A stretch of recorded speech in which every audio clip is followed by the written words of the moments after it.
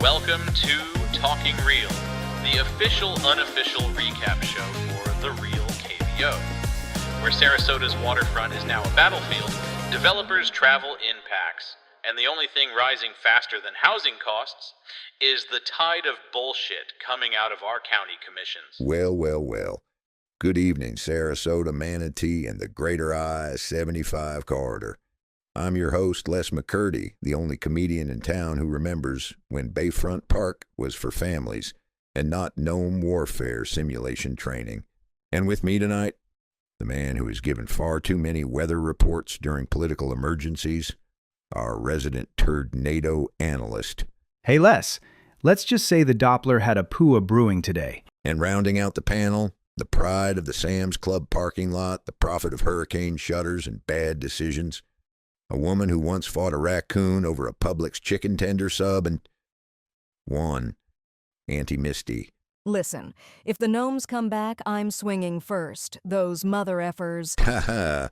Well, tonight we're covering Season 2, Episode 5, Part 4 of the Real KVO, The Battle for Bayfront, the episode where the tide turned brown, the propaganda beaver tank rolled in, and a gnome rose out of Sarasota Bay like a herpes sore from... Not like Les. Angry little Kevin is a herpes sore. A very bald, ugly herpes sore. Technically, that was a biological... Pen is, I swear to God. Do not science this. Well, we'll be breaking down the Clone Brotherhood rollout, the Minnesota Corp, funded by PAC's and questionable ethics lab tour. And of course, that little fucking turd. And joining us tonight, the man, the myth, the HOA violation, the patron saint of paving over wildlife, the beaver butt bandit, back for his second interview on Talkin' Real. Fat Neal. Fat Neal. Fat Neal. Hey guys, thanks for having me, but actually it's Pat. F is for floods, from overdevelopment and car wash suds. A is for asphalt, poured directly over Manatee's housewarming party. And T is for, tell me again how paving mangroves is for the community, Patricia. It's Pat, just Pat, no F. Baby, the F was there long before you got here. Tonight, we're diving into the battle at Bayfront, folks, because this wasn't just a protest. This wasn't just a rally. This was Sarasota's first ever wetlands cage match. But before that angry little gnome crawls out from under Jim Boyd's desk, we got to talk about the other monster in this last episode, Senate Bill 180. Finally, something positive. SB 180 is about helping communities recover. More Buckies, more family fun. By telling communities they're not allowed to protect themselves? In meteorological terms, Senate Bill 180 is a high-pressure front of preemption. After a storm, the state says, local rules, tighten nothing. Correct. No cumulative substantial improvement nonsense, no surprise impact fees on rebuilds, just fast tracks and fresh asphalt. Translation: the city tries to raise standards so houses don't flood again. Senate Bill 180 says, cute, denied. Uniformity creates certainty. And Taco Bell creates diarrhea.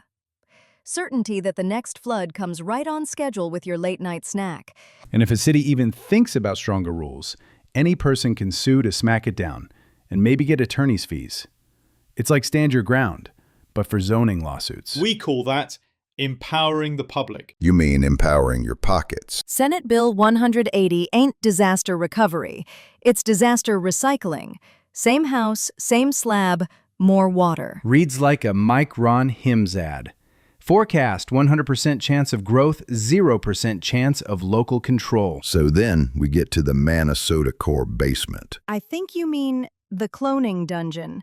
More like the Dollar General SeaWorld filtration system for politicians. It's a controlled leadership development environment. Dude, let's call an asshole instead of an organically grown bunghole. It's Florida's own political jello mold factory. They're not clones. They're emerging public servants. They had serial numbers. You know what else has serial numbers? My fucking toaster. Our politicians have less individuality than my fucking toaster. And here's the kicker. Those clones weren't made for Manatee County. No, those boys were on standby for Tallahassee. They're there to ensure policy consistency statewide. Translation. If a city tries to protect itself, Tallahassee sends the clone patrol. This is how home rule dies. Not with a vote, not with a debate, but with 30 identical turd replicas nodding in unison. You ever notice how every press conference sounds like the same guy wrote it? That's because the same guy wrote it. Literally. That little fucking gerb. No! It ensures reliable governance. Senate Bill 180 didn't just rebuild after storms. It rebuilt power. And it rebuilt it up. Not here, where the water actually is. Because when Tallahassee owns the clones, Tallahassee owns the rules. And when Tallahassee owns the rules, home rule becomes home suggestion. Yeah, let that sink in. Okay, haha, real funny.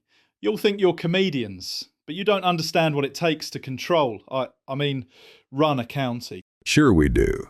Takes permits, lobbyists, and the emotional depth of a turd sandwich. And a heart made of campaign donations. And a soul powered by beaver nuts. I built this community. Buddy, you built drive-thrus with drainage issues. You didn't build community. You built beaver nut runoffs and cul-de-sac circle jerks. I swear to God, I'll release him. Release who? Angry Little! Kevin!